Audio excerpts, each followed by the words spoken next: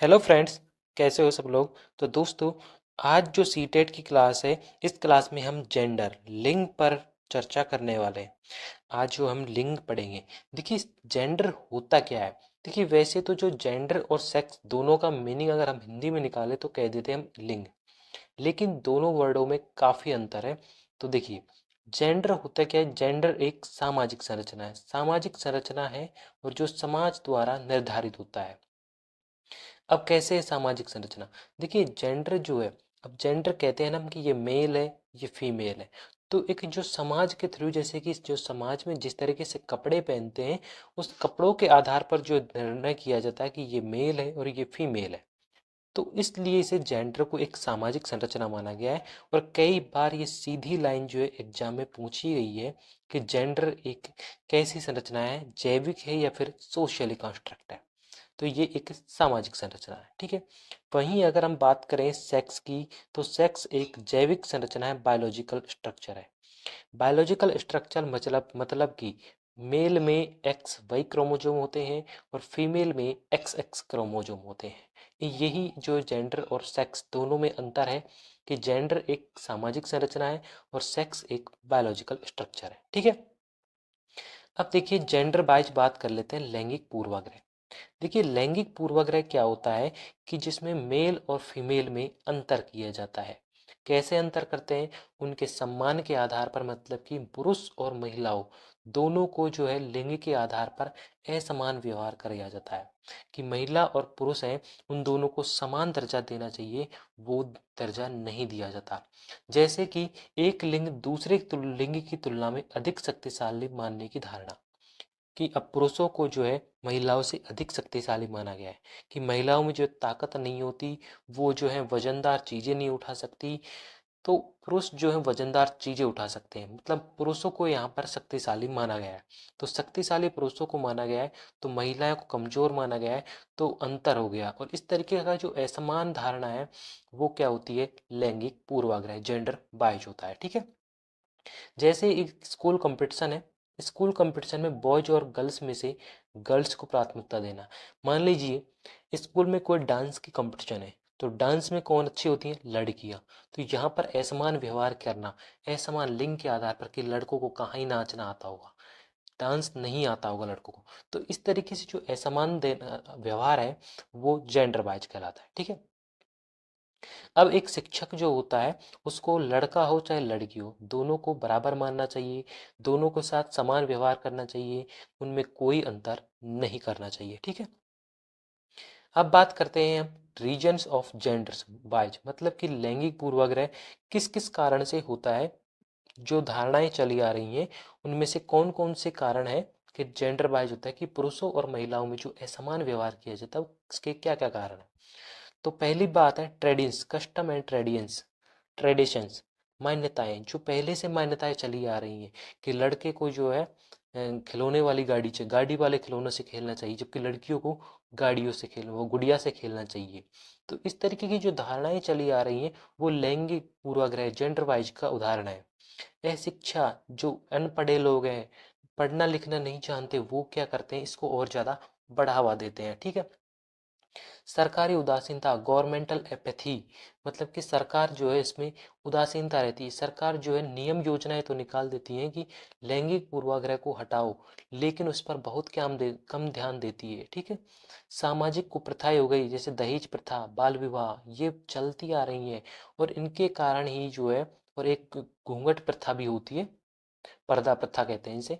तो इन सभी के कारण जो है जेंडर वाइज लैंगिक पूर्वाग्रह बढ़ता जा रहा है, ठीक है। संकीर्ण विचारधारा, जिनकी छोटी सोच होती है, वो क्या करते हैं, लड़के और लड़कियों में अंतर करते हैं, लिंगों में भेदभाव करते हैं। जागरूकता का अभाव है, लेक ऑफ अवेयरनेस, जागरूकता नहीं है कि समानता का अधिकार मिल चुका है, तो वो भी अंतर करते हैं। मनोवैज्ञानिक विचारधारा हो जाती है, ठीक है। दोषपूर्ण शिक्षा, अगर शिक्षा दोषपूर्ण होती है, शिक्षा में जब शिक्षक जो है, एक शिक्षक अगर लड़के और लड़की में अंतर करता है, तो वो उसी तरह की दोषपूर्ण शिक्षा ग्रहण करते हैं, और वो आगे होकर बड़े होकर भी जो महिला और पुरुषों में भी अंतर करते हैं, ठीक है।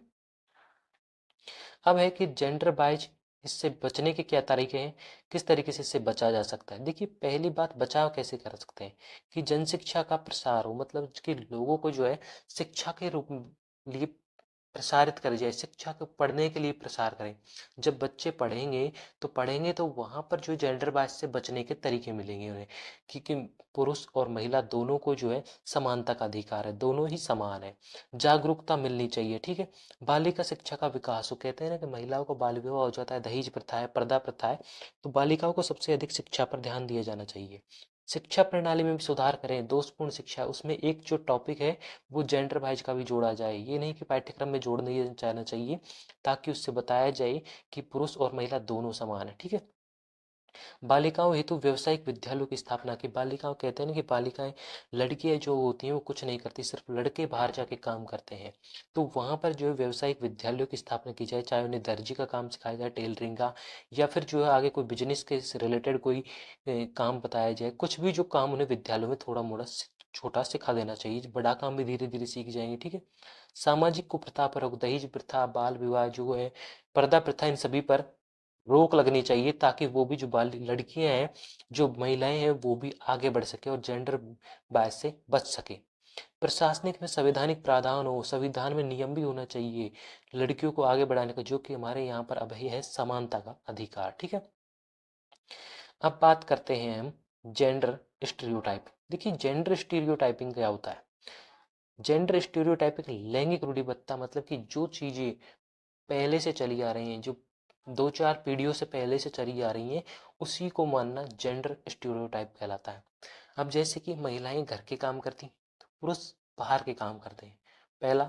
दूसरा है कि लड़कियां जो छोटी होती हैं प्रारंभिक वर्षों में 2-4-5 साल की, तो लड़कियां किससे खेलती, गुड़िया से, और लड़कों को फुटबॉल हो गया, ट्रक हो, या फिर जो खिलौने वाले गाड़ी होता है ना, गाड़ियों वाले खिलौने होते हैं, ट्रक, बस, इस तरीके के खिलौने से खेलना चाहिए। वहीं अगर बात करें तो लड़कों को नीला और हरा रंग पसंद करने को कहा जाना चाहिए, जबकि लड़कियों को गुलाबी और लाल रंग पसंद करने को कहते हैं, ठीक है। लड़कों को ऐसे कपड़े पहनने चाहिए, कपड़े या अन्य नए कपड़े नहीं पहनने चाहिए जो आमतौर पर लड़कियों के कपड़ों से जुड़े होते हैं। लड़कियां पढ़ने में बेहतर होती हैं, लेकिन लड़के गणित में बेहतर होते हैं। लड़की क्या होती है गणित में कमजोर, जबकि लड़के क्या होते हैं अच्छे होते हैं गणित में। तो ये जो स्टीरियोटाइपिंग है, ये जो लैंगिक रूढ़िवादिता, जो तथ्य पहले से चले आ रहे हैं, उन्हीं को मानना ही जेंडर स्टीरियोटाइप कहलाता है। महिलाएं कमजोर हो जो होती हैं, महिलाएं क्या होती हैं, कमजोर होती हैं, उन्हें शारीरिक कार्य के लिए पुरुषों की मदद की आवश्यकता होती है, ठीक है। जैसे कि इमेज में दिखाया गया, देखिए कि यहाँ पर जो एक महिला है वो घर के काम कर रही है, और जो कि पुरुष बैठा हुआ आराम से, जो कि पुरुषों को भी इस काम में हेल्प करनी चाहिए। अब जैसे कि किसी के घर में जो महिला अगर पढ़ाई कर रही है, तो उस पुरुष को भी हो सकता है कि इसकी क्लास पढ़ने का मन हो, तो और उसकी क्लास है तो वो पढ़ ले, जब तक पुरुष जो है खाना बना दे। तो इससे दोनों की सहायता हो जाएगी, एक दूसरे की हेल्प हो जाती है। ये जरूरी नहीं है कि महिलाएं वही काम करें और पुरुष बाहर के ही काम करें, घर के काम पुरुष भी कर सकते हैं। महिलाएं जो इस वक्त अगर कोई पढ़ना चाहती है, शिक्षक बनना चाहती है, और आगे भविष्य जो बच्चों को सुधारना चाहती है, और भी भविष्य जो बच्चे छोटे हैं उनका भविष्य जो आगे बनाना चाहती है, तो वो पढ़ सकती है, क्लास ले सकती है, ठीक है। पुरुष स्वभाव से आक्रामक होते हैं, गुस्सैले स्वभाव के होते हैं, और महिलाओं में रिश्तों को पुरुषों के साथ मिलनसार होना चाहिए। ये जरूरी नहीं है कि पुरुष ही जो गुस्सा कर सकते हैं, महिलाएं भी गुस्सा कर सकती है। जैसे कि अभी बैठा है, और अगर इसको पढ़ाई का मन है इस लड़की महिला को, तो वो कह सकती है तुम ये काम करो तब तक मैं पढ़ लेती हूँ। तो ऐसे होना चाहिए। और जो पति पत्नी को भी, महिला और पुरुष को भी जो है मिलजुल के काम करना चाहिए। ये नहीं कि एक ही काम करे, महिला का काम जो केयर पर्सपेक्टिव का है वही करे, यही नहीं है जरूरी। महिला भी गुस्सा कर सकती है, पुरुष जो है वो भी केयर पर्सपेक्टिव कर सकते हैं, ठीक है। महिलाओं को रिश्तों में पुरुषों के साथ मिलनसार होना चाहिए, रिश्तों में मिलनसार होना चाहिए, लेकिन पुरुषों को भी तो महिलाओं के साथ मिलनसार होना चाहिए, जरूरी थोड़ी है कि लड़कियां ही हो, ठीक है। तो यहाँ पर ये हमारा जो जेंडर टॉपिक है, लिंग वाला, ये टॉपिक समाप्त होता है। देखिए ये टॉपिक में जो ये इतना ही है, लेकिन ये टॉपिक बहुत इंपॉर्टेंट है। देखिए पहली बात तो ये जो जेंडर वाइज है, ये सबसे ज़्यादा इंपॉर्टेंट है, इसकी 2-3 लाइनें जो है, और यहाँ पर जो है पेडागोजिकल आती हैं, सीटेट में जो पेडागोजिकल चीज़ें आती हैं, तो ये पेडागोजिकल चीज़ों में जो है जेंडर स्टीरियोटाइप की जो सारे एग्जाम्पल है, ये आप जरूर से देख लेना, ठीक है।